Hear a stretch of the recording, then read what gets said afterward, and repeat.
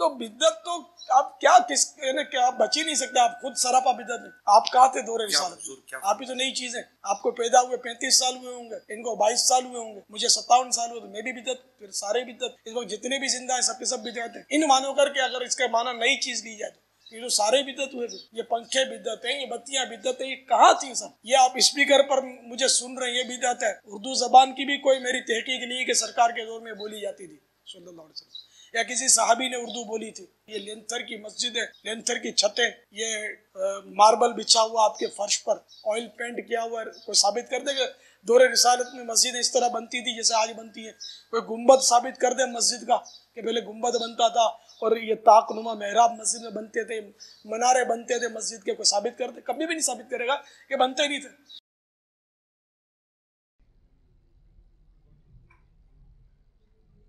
السلام علیکم ورحمۃ اللہ. لا حول ولا قوة الا باللہ. حسبنا اللہ ونعم الوکیل.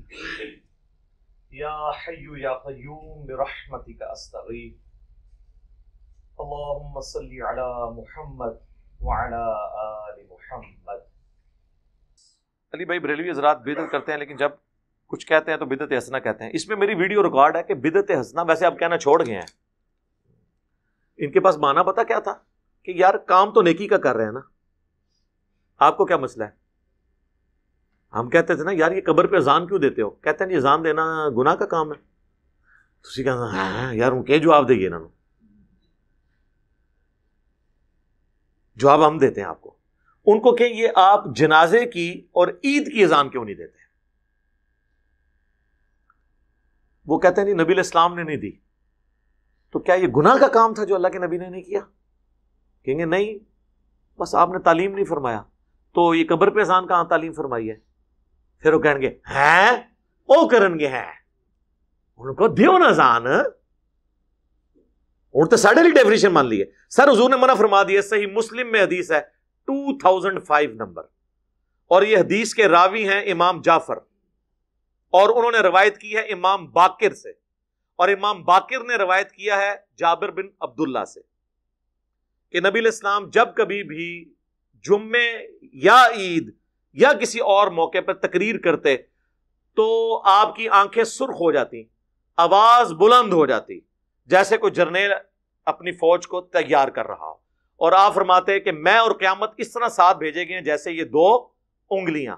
اور پھر آپ کہتے اما بعد فإن خیر الحدیث کتاب اللہ وخیر الہدی ہدی محمد صلی اللہ علیہ وآلہ وسلم وشر الامور محدثاتها وکل محدثۃ بدعہ وکل بدعۃ ضلالہ وکل ضلالۃ فی النار. کچھ الفاظ جامعہ ترمذی میں ہیں، کچھ سنن نسائی میں. آگاہ ہو جاؤ، سب سے بہترین کلام اللہ کی کتاب ہے، سب سے ہدایت یافتہ راستہ محمد صلی اللہ علیہ وآلہ وسلم کا ہے، اور سب سے بدترین کام وہ ہیں جو دین میں خود داخل کر دیے جائیں، اور وہ تمام کام گمراہیاں ہیں، اور تمام گمراہیاں دوزخ میں لے جانے والی ہیں. تو حضور نے منع ہی کر دیا نا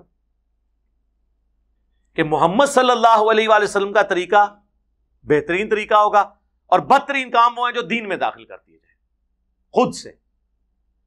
بخاری مسلم دونوں میں حدیث ہے من احدث فی امرنا ھذا فہو رد. جس نے میرے تعلیم کی بھی چیز میں کوئی چیز بدل دی یا اس میں چیز داخل کی وہ مردود ہے. تو فوراً آپ کو مثالیں دیں گے کہ جی یہ جو آپ نے لائٹیں لگائی ہوئی ہیں، ان لائٹوں کا دین سے کیا تعلق ہے میرے بھائی؟ ہوائی جہاز میں حج کرنے کا دین سے کیا تعلق ہے؟ یہ دین کو سپورٹیو کام ہے، ڈائریکٹ دین نہیں ہے. ڈائریکٹ دین اس وقت ہوں گے جب آپ کہیں گے جو ہوائی جہاز پہ جائے گا اس کا حج ہوگا، جو نہیں جائے گا اس کا نہیں ہوگا. آپ بے شک گدھے پہ جائیں، آپ بے شک پیدل جائیں، یہ دین کو سپورٹیو چیز ہے. کیمرے میں ریکارڈنگ دین کو سپورٹیو چیز ہے. نماز پڑھتے ہوئے کوئی کہتا ہے اوپر اس قالین کے اور سامنے اس اے سی شریف کے، کہتا ہے، اور نیچے سیلنگ شریف کے، اور منہ طرف خانہ کعبہ شریف کے، یہ کو کہتا ہے. تو یہ دین نہیں ہے، دین کو سپورٹیو چیز ہے. تو حضور نے ان چیزوں سے تو منع نہیں کرنا تھا نا. وہ تو قرآن میں آیا کہ اپنے گھوڑے تیار رکھو، سورۃ الانفال میں آیا کہ اپنے گھوڑے تیار رکھو جنگ کے لیے. تو آج کے دور میں جب آپ یہ بات کریں گے تو اس سے مراد یہ ہوگا کہ آپ نے لیٹسٹ اسلحہ تیار رکھنا ہے، یہ تو نہیں گھوڑے تیار رکھنے ہیں، وہ تو جنرل بات ہوتی. تو یہ تمام چیزیں ہیں دین کو سپورٹنگ. اس کے بارے میں الگ حدیث ہے، وہ صحیح مسلم میں ہے کہ جس نے اسلام میں اچھا طریقہ جاری کیا، جتنے لوگ اس پہ عمل کریں گے اس کا ثواب اسے ملے گا، اور جو عمل کر رہے ہوں گے ان کے عمل میں بھی کمی نہیں ہوگی، اور جو اسلام میں برا طریقہ جاری کرے گا اس کا وبال اس پہ ہوگا. اور انہوں نے وہ الفاظ ہیں سنتن حسنتن، بدعت حسنہ نہیں ہے، سنت حسنہ ہے. اور وہ حدیث پوری بیان کریں تو آپ کا مسئلہ بھی حل ہو جائے گا. پوری حدیث یوں ہے کہ نبی الاسلام نے کچھ نیو مسلم آئے جن کے چہرے پر بھی غربت کے آثار تھے. نبی الاسلام نے مسجد میں ممبر لگوا کے خطبہ دیا. آپ نے پھر قرآن پاک کی مختلف آیات تلاوت کی جن میں صدقہ اور خیرات کی ترغیب دلائی گئی. اینڈ پہ آپ نے کہا کہ اللہ کی راہ میں صدقہ کرو. ایک انصاری اپنے گھر گئے اور وہ اپنے گھر سے کافی سارا سامان ایک تھیلے میں اکٹھا کر کے، اور صحابہ کرام کہتے ہیں کہ وہ بڑی مشکل سے اس کو اٹھا کے لایا، گھسٹتا ہوا لا کے مسجد کے صحن میں رکھا. تو حضور علیہ السلام کا چہرہ مبارک اس طرح چمک اٹھا جس طرح کے سورج اور سونا، کیونکہ اس کی وجہ سے باقیوں کو بھی جیب ڈھیلی کرنے کی ترغیب ملی. پھر ایک اٹھا، دوسرا اٹھا، لا کے مسجد میں ڈھیر لگ گیا. حضور خوش ہو گئے. تو آپ نے فرمایا جس نے اسلام میں اچھا طریقہ جاری کیا، یعنی اچھا طریقہ کس نے؟ اس انصاری صحابی نے جو بارش کا پہلا قطرہ بنا. یہ آدھی حدیث لے کے اچھا طریقہ اور اسے پکڑ کے جو ہے وہ اپنے 12 ربیع الاول کے جلوس، کوئی اپنے 10 محرم کے جلوس، کوئی اپنے 1 محرم کے جلوس حلال کرنے شروع کر دیتا ہے. خدا کے لیے یہ طریقے کی بات. پھر کوئی جو ہے وہ حضرت عثمان کی مثال دیں گے. جی صحیح بخاری میں حضرت عثمان نے جمعے کی دوسری اذان شروع کروائی. سر کدھر نہیں لکھا، بخاری شریف کھول کے پڑھو. وہ دوسری اذان ان ایڈیشن ٹو 1 نہیں تھی، وہ 1 کے پیرلل 1 تھی، جیسے مکبرین ہوتے ہیں. وہ الفاظ ہیں بخاری میں کہ حضرت عثمان غنی رضی اللہ تعالیٰ عنہ نے مدینے کے بازار میں ایک اذان شروع کروائی، کیونکہ بازار تک آواز نہیں جاتی تھی. مسجد میں 2 اذانیں نہیں حضرت عثمان نے شروع کروائیں، جس طرح ہمارے بریلوی اور دیوبندی کرتے ہیں اور مثال دیتے ہیں حضرت عثمان کی. حضرت عثمان نے مسجد نبی میں 2 اذانیں نہیں دی، ایک ہی اذان دی، جس طرح اہل حدیث دیتے ہیں. یار بخاری شریف آپ خود تو پڑھ کے دیکھیں. میرے ابا جی جب وہ نئے نئے اس طرف آ رہے تھے نا، ظاہر ہے وہ تو کٹر بریلوی رہے، کوئی میلاد کی محفل نہیں ہوتی تھی جس میں وہ معنی خصوصی نہ ہو. تو ایک دفعہ جمعے کی دوسری اذان کی بات ہوئی، میں نے بریلویوں کی بخاری اٹھا کے ان کے سامنے رکھی. میں نے کہا یہ ذرا پڑھے نا، حضرت عثمان نے یہ جو دوسری اذان ہے یہ تو شروع کروائی تھی بازار میں، جس کا ایکویلنٹ آج کے دور میں سپیکر ہے کہ بازار تک آواز جا رہی ہے. یا جس سے زیادہ شوق ہے بازار میں اذان دے، مسجد میں 2 اذانیں کس بات کی؟ تو میرے ابو کہنے لگے یار اس معاملے میں بھی انہوں نے ہمیں دھوکہ دیا ہوا ہے. ہمیں تو پوری زندگی اہل حدیثوں کے خلاف کرتے تھے کہ حضرت عثمان دی دوسری اذان نہیں مندے. وہ حضرت عثمان لی اذان ہوئے تھے اہل حدیث مندے نا. میں کو اہل حدیث کا یہاں پہ سپورٹر نہیں بیٹھا ہوں، جو سچی بات ہے میں اس میں سپورٹ کرتا ہوں. سعودیہ میں ہوتی ہیں، سعودیہ میں چھوڑ کے کعبے کے اندر بھی ہو رہی ہوں، کیا فرق پڑتا ہے؟ کعبے میں ان کو 2 جمعے کی اذانیں نظر آ رہی ہیں، تو کعبے کے اندر جو 5 وقت اکیری اقامت ہوتی ہے وہ نہیں نظر آتی، اونچی آمین نہیں نظر آتی، رفع الیدین نہیں نظر آتا. 2 چیزیں ہی نظر آتی ہیں، ایک 20 تراویح، اور وہ بھی صرف مکہ مدینے کی 2 مسجدوں میں. باقی پورے سعودیہ میں 8، مکہ یونیورسٹی میں ام القرآن میں بھی 8، مدینہ یونیورسٹی میں بھی 8، ایون باب العمرہ خانہ کعبہ شریف کے بالکل ساتھ جو اس کا دروازہ ہے نا باب العمرہ، اس کے باہر ایک چھوٹی سی مسجد ہے، وہاں بھی 8 تراویح ہوتی ہے. اور یہ تو انفیوں کی وجہ سے انہوں نے وہ بھی 2 امام مقرر کر کے 10+10 کی ہوئی تھی.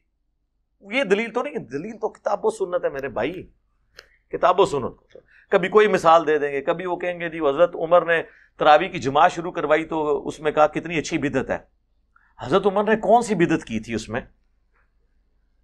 وہ تو بخاری مسلم میں اما عائشہ کا قول موجود ہے سلام اللہ علیہا کہ نبی علیہ السلام کے مبارک زمانے میں نبی علیہ السلام اہتمام 3 دن آپ نے کیا. اس کے بعد جب لوگوں کا رش ہوا تو آپ نہیں نکلے حجرے سے، اور صبح فجر کے وقت نکلے اور فرمایا مجھے خدشہ ہے کہ تم پہ کہیں فرض نہ کر دی جائے، اس لیے میں نے گھر میں پڑھی، تم اپنے گھروں میں ہی نماز ادا کر لیا کرو تراویح کی، تاکہ فرض نہ ہو. اما عائشہ کہتی ہیں حضرت ابوبکر نے بھی یہ کام نہیں کیا. جو مسجد میں پڑھنا چاہتے تھے ٹولیوں کی شکل میں پڑھ لیتے تھے، جو گھر پڑھنا چاہتے تھے پڑھ لیتے تھے. پھر حضرت عمر کے بھی شروع کے سال اسی طرح گزرے. پھر حضرت عمر ایک دن مسجد میں آئے تو دیکھا کوئی ٹولیوں کی شکل میں یہاں جماعت کرا رہا ہے، کوئی یہاں پہ کرا رہا ہے، کوئی وہاں پہ کرا رہا ہے. تو بخاری کے الفاظ ہیں، انہوں نے کہا میں کیا یہ اچھا ہو کہ انہیں ایک امام کے پیچھے جمع کر دوں. تو حضرت تمیم داری اور ابی ابن کعب کی ڈیوٹی لگائی کہ تم دونوں ان کو پڑھایا کرو تاکہ ایک امام کے پیچھے پڑھیں. اور الموطا امام مالک میں گولڈن چین سے موجود ہے, انہیں حکم دیا کہ 11 رکعتیں پڑھیں, 3 وتر اور 8 تراویح, گولڈن چین سے. تو اور حضرت عمر وہاں دوسرے دن آئے, جب یہ منظر دیکھا کہا نعم البدعۃ ہذہ, یہ کتنی اچھی بدعت ہے. اب وہ کہتے ہیں نہیں, اس کا مطلب ہے آپ جو مرضی کریں. پہلی بات ہے خلفاء راشدین کی تو سنت کی پیروی کا ہمیں حکم ہے, علیکم بسنتی وسنت الخلفاء الراشدین المہدیین. خلفاء راشدین کا وہ کام جس پہ صحابہ کا اعتراض نہ ہو وہ بدعت ہے ہی نہیں, وہ سنت ہے. ہاں جب صحابہ اعتراض کریں, وہ اپنا ڈسین بدل لیں, وہ الگ بات. اس سے بابوں کی بدعتیں کہاں سے ثابت ہوئی؟ دوسرا, یہ بدعت انہوں نے اصطلاحی معنوں میں نہیں کہا, جو دین کی اصطلاح, یہ لغت کے معنوں میں, سنت کو رینیو کرنے کے معنوں میں. بدعت تو تب ہونا جب نبی علیہ السلام یہ کام نہ کرتے ہوں. حضور نے 3 دن تو تراویح جماعت سے پڑھی نا, تو تراویح جماعت سے پڑھنا کیا ہوا؟ سنت. حضور نے زندگی میں کوئی ایک دفعہ بھی کام کیا اور اس سے منع نہیں فرمایا وہ کوئی شخص روزانہ کرے. کیا حضور علیہ السلام ہر وقت پگڑی باندھتے تھے؟ روزانہ پگڑی میں ہی نماز پڑھاتے تھے.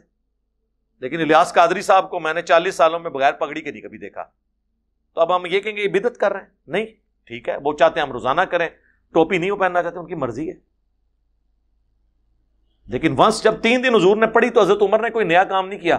حضور علیہ السلام بھی ایک امام تھے, آپ کے پیچھے لوگ مقتدی نماز پڑھتے تھے. حضرت عمر نے بھی دوبارہ ایک امام پہ متفق کیا, بجائے ٹولیوں کی شکل میں. وہ ٹولیوں کی شکل میں کرتے تھے, کوئی ایک حافظ 10 بندے لے کے کھڑا ہو گیا اپنا ایک قرات. ظاہر ہے ہر بندہ ایک طرح کا تو نہیں نا, کہ کچھ لوگ کہتے ہوں گے ہم نے روزانہ کا اتنی صورتیں پڑھنی ہے, کوئی کہے گا اتنی پڑھنی ہے, تو ہر بندے کا اپنا ہے. اس طریقے سے اس سے وہ بدعت ثابت کر رہے ہوتے ہیں. تو اس طریقے سے بدعت ثابت نہیں ہوتی, بدعت حسنہ, اور وہ یہ کہانی ہے صرف ان کی.